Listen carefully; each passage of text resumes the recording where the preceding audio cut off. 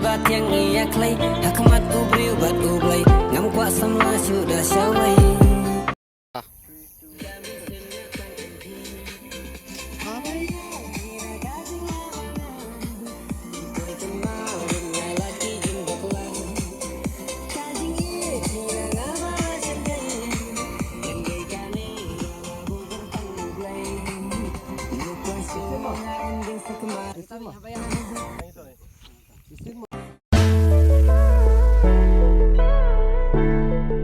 Wow, geli.